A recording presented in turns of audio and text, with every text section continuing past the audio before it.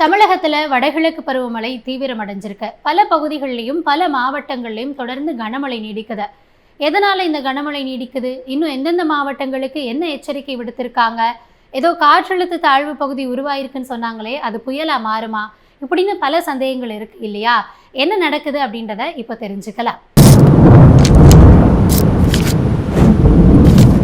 இப்போ இன்னைக்கு காலையில, அதாவது 21ஆம் தேதி காலை 5:30 மணிக்கு இங்க வங்கக்கடல் இருக்கு இல்லையா, இந்த வங்கக்கடல் பகுதியில காலை 5:30 மணிக்கு காற்றழுத்த தாழ்வு பகுதி அப்படின்றது உருவாச்சு. இது அடுத்தடுத்த ஸ்டேஜுக்கு போச்சு அப்படின்னா தான் ஃபைனலாக புயலாக மாறும். காற்றழுத்த தாழ்வு பகுதி, ஆழ்ந்த காற்றழுத்த தாழ்வு பகுதி, காற்றழுத்த தாழ்வு மண்டலம், ஆழ்ந்த காற்றழுத்த தாழ்வு மண்டலம், இந்த டீப் டிப்ரெஷனுக்கு அடுத்த ஸ்டேஜ் தான் புயலாக மாறும். இப்போ எந்த ஸ்டேஜில் இருக்குது அப்படின்னு பார்த்தீங்கன்னா, 21ஆம் தேதி காலை 5:30 மணிக்கு வங்கக்கடலில் காற்றழுத்த தாழ்வு பகுதியாக உருவானது தொடர்ந்து மேற்கு வடமேற்கு திசையில் நகர்ந்து காலை 8:30 நிலவரப்படி ஆழ்ந்த காற்றழுத்த தாழ்வு பகுதியாக அது மாறிடுச்சு. இப்போ அடுத்து மண்டலமாக மாறுமா அப்படின்ற கேள்விக்கு வானிலை ஆய்வு மையம் என்ன சொல்லியிருக்காங்கன்னா, நாளைக்கு மதியத்துக்குள்ளாக அது காற்றழுத்த தாழ்வு மண்டலமாக, அதாவது டிப்ரெஷனாக மாறும் அப்படின்னு சொல்லியிருக்காங்க. சரி, அதுக்கடுத்த ஸ்டேஜ் போகுமா அப்படின்னா, அதை நாளை மதியத்திலிருந்து அடுத்த 24 மணி நேரத்தில் தான் நம்ம சொல்ல முடியும். புயலாக மாறுமா அப்படின்றதையே பொறுத்திருந்து தான் பார்க்கணும் அப்படின்னு சொல்லியிருக்காங்க. ஸோ ஒட்டுமொத்தமாக இப்போதைய நிலவரப்படி சென்னையில் இருந்து ஒரு 400 கிலோமீட்டர் தொலைவில் தென்கிழக்கு வங்கக்கடல் பகுதியில் அந்த ஆழ்ந்த காற்றழுத்த தாழ்வு பகுதி அப்படின்றது நிலவுது. தொடர்ந்து இது மேற்கு வடமேற்கு திசையில் நகருது. வட தமிழகம், புதுவை, தெற்கு ஆந்திரா இந்த பகுதிகளில் தான் அது காற்றழுத்த தாழ்வு மண்டலமாக மாறும் இல்லையா, அந்த நிகழ்வானது இருக்கும் அப்படின்னு சொல்கிறாங்க. இந்த வங்கக்கடலில் நிலவக்கூடிய இந்த சிஸ்டம் மட்டும் இல்லாமல் இன்னும் 2 சிஸ்டம் இருக்குது. அது எங்கே இருக்குது அப்படின்றத பார்க்கலாம். இந்த அந்தமான் இருக்குது இல்லையா, அந்தமானுக்கு தெற்கு பகுதியில், தெற்கு அந்தமானில் ஒரு வளிமண்டல மேலடுக்கு சுழற்சி நிலவரதா சொல்லியிருக்காங்க. அது அடுத்தடுத்து வலுப்பெறுமா அப்படின்றத பொறுத்திருந்து பார்க்கலாம். அதே மாதிரி அரபிக்கடலில் நேற்றுல இருந்தே தொடர்ச்சியாக ஒரு சிஸ்டம் இருக்கு. இன்று காலை 5:30 மணிக்கு காற்றழுத்த தாழ்வு பகுதியானது 8:30 மணிக்கு ஆழ்ந்த காற்றழுத்த தாழ்வு பகுதியாக அந்த தெற்கு அரபிக்கடல் பகுதியிலேயே நிலவுது. இது ரொம்ப ஸ்லோ சிஸ்டமாக இருக்கனால நகர்வுமே மெதுவாக இருக்குது அப்படின்னு சொல்லியிருக்காங்க. எந்த திசையில் நகருது அப்படின்னு பார்த்தீங்கன்னா, தொடர்ந்து மேற்கு நோக்கி இது நகர்ந்துட்டு இருக்கு. அது மட்டும் இல்லாமல் ஒரே நேரத்தில் இது போன்ற ஒரு 2 சிஸ்டம் இருக்கிறத ஃபுஜிவாரா எஃபெக்ட் அப்படின்றத ஒன்று சொல்லியும் வானிலை ஆய்வு மையம் அதை எக்ஸ்பிளைன் பண்ணியிருக்காங்க. அது என்ன அப்படின்றதையும் நம்ம பார்க்கலாம். இப்போ தொடர்ச்சியாக இந்த நிலவக்கூடிய ஆழ்ந்த காற்றழுத்த தாழ்வு பகுதியால் நாளை மறுதினம் இன்னும் தொடர்ந்து வரக்கூடிய நாட்களில் எந்தெந்த மாவட்டங்களுக்கு கனமழை எச்சரிக்கை இருக்குது, அதெல்லாம் இப்போ தொடர்ச்சியாக பார்க்கலாம். இப்போ எந்தெந்த மாவட்டங்களுக்கு கனமழை, மிக கனமழை, அதி கனமழை அப்படின்றத பார்க்கலாம்.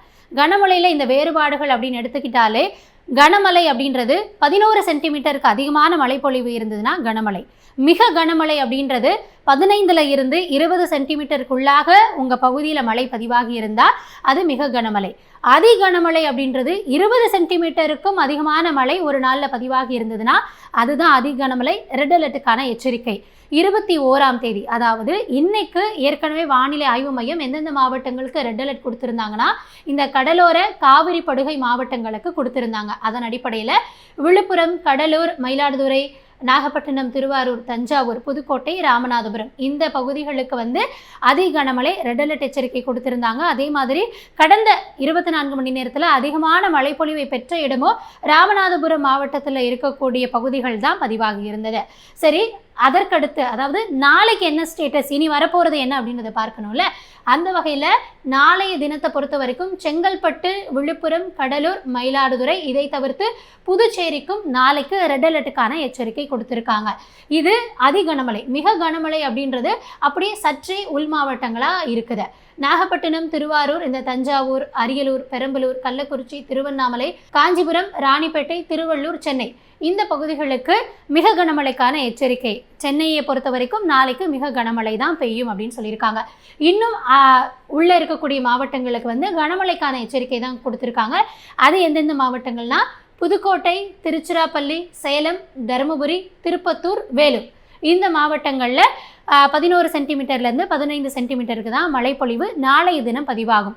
சரி, அதற்கடுத்து வரக்கூடிய நாட்களில் இங்கே பார்த்தீங்கன்னா அதி கனமழை அப்படின்றதே இங்கே அலர்ட்டாக இல்லை. மிக கனமழைக்கான அலர்ட் தான் இருக்குது. குறிப்பாக செங்கல்பட்டு, காஞ்சிபுரம், ராணிப்பேட்டை, திருவள்ளூர், சென்னை, அந்த கேடிசிசின் அந்த செக்டார் சொல்லுவோம் இல்லையா, அதுதான் சென்னை, காஞ்சிபுரம், செங்கல்பட்டு, திருவள்ளூர், எக்ஸ்ட்ராவாக ராணிப்பேட்டையில் அந்த மிக கனமழை இருக்கும். அதை தாண்டி கனமழை இந்த பகுதிகளில் வேலூர், திருப்பத்தூர், திருவண்ணாமலை, விழுப்புரம், கள்ளக்குறிச்சி, கடலூர், புதுச்சேரியிலையுமே கனமழை தான் இருக்குன்னு சொல்லியிருக்காங்க. எதனால் 23ஆம் தேதி இப்படி ஸ்டேட்டஸ் மாறுது அப்படின்னா, ஏற்கனவே நம்ம சொல்லியிருந்தோம் இல்லையா, அந்த காற்றழுத்த தாழ்வு பகுதி, ஆழ்ந்த காற்றழுத்த தாழ்வு மண்டலம், அந்த டீப் டிப்ரெஷனாக மாறுறது எல்லாமே வட தமிழகம், புதுவை, அதையும் தாண்டி அந்த தெற்கு ஆந்திராவை தாண்டி தான் நடக்கும். அதனால் அந்த சிஸ்டமே கொஞ்சம் மேலே ஷிஃப்ட் ஆகிருக்கும். அதனால இந்த மழை பெறக்கூடிய பகுதிகள் இங்கிருந்து அப்படியே நகர்ந்து இந்த பகுதிக்கு நகர்ந்து வருது. அதனால தான் அன்றைய தினத்தில் ரெட் அலர்ட்டில் இருந்தாலும் இதை தொடர்ச்சியாக கண்காணித்து வானிலை மையம் அவ்வப்போது அறிவிப்பாங்க. அதையும் நியூஸ் தமிழ் உங்களுக்கு வழங்கும்.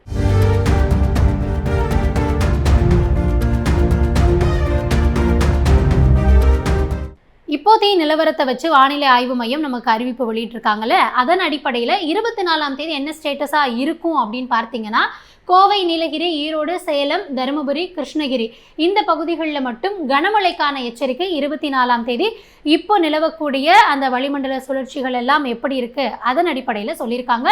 நாளைக்கு இல்லை நாளை மறுநாள் என்ன சிச்சுவேஷனோ அதை பொறுத்து கூட இந்த ஸ்டேட்டஸ் மாறலாம்.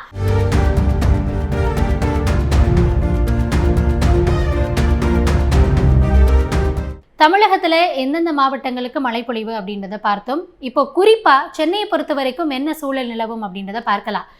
இப்போ நிலவக்கூடிய இந்த ஆழ்ந்த காற்றழுத்த தாழ்வு பகுதின்றது சென்னையில் இருந்து ஒரு 400 கிலோமீட்டர் தொலைவில் அது இருக்குது, தொடர்ந்து நகர்ந்துட்டு இருக்க.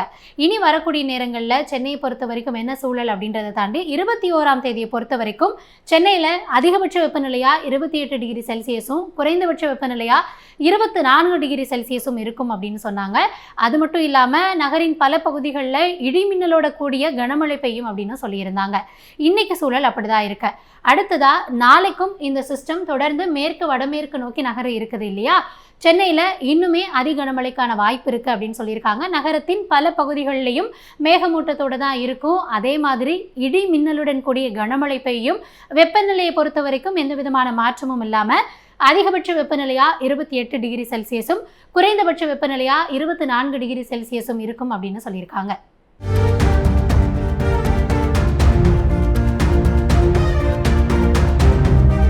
அடுத்ததா மீனவர்களுக்கு வானிலை ஆய்வு மையம் என்ன எச்சரிக்கை விடுத்திருக்காங்க அப்படின்னு பார்க்கிறப்போ, 21ஆம் தேதியை பொறுத்த வரைக்கும் இந்த காற்றழுத்த தாழ்வு பகுதியை வச்சு இந்த மன்னார் வளைகுடா பகுதி, குமரிக்கடல் பகுதி, இதனை சுற்றி இருக்கக்கூடிய பகுதிகளில் 35 இருந்து 45 கிலோமீட்டருக்கு காற்றின் வேகம் இருக்கும். அவ்வப்போது 55 கிலோமீட்டர் வேகத்தில் வீசும் சொல்லியிருந்தாங்க. நாளைக்கு அதாவது 22ஆம் தேதி இந்த காற்றின் வேகம் என்னவா இருக்கும் அப்படின்னு பார்த்தீங்கன்னா, இந்த சிஸ்டம் தொடர்ந்து மேல் நோக்கி நகர்ந்துடும். அதனால வட தமிழக கடலோர பகுதிகள், தெற்கு ஆந்திர கடலோர பகுதிகள், புதுவை கடலோர பகுதிகள், இந்த பகுதிகளில் நாளைக்கு காற்றின் வேகம் 55 கிலோமீட்டருக்கு வீசலாம் அப்படின்னு சொல்லியிருக்காங்க. இதனால ஆழ்கடலுக்கு மீன்பிடிக்க போயிருக்கக்கூடிய மீனவர்கள் உடனடியாக கரைக்கு திரும்பணும் அப்படின்ற எச்சரிக்கை இருக்கு. அது மட்டும் இல்லாம புதிதாக எந்த விசைப்படகுகளையும் மீனவர்கள் மீன்பிடிக்க செல்ல வேண்டாம், பாதுகாப்பாக இருங்க. ஏன்னா இந்த சிஸ்டத்தால காற்றின் வேகம் அதிகரிக்கக்கூடும் அப்படின்ற எச்சரிக்கையும் எடுக்கப்பட்டிருக்கு. மேலும் பல்வேறு பகுதிகளுக்கு இந்த கடலோர மாவட்டங்களுக்கு மிக கனமழைக்கான எச்சரிக்கை இருக்கு இல்லையா, அதனாலையும் மீனவர்கள் மீன்பிடிக்க செல்ல வேண்டாம் அப்படின்னு அறிவுறுத்தப்பட்டிருக்காங்க.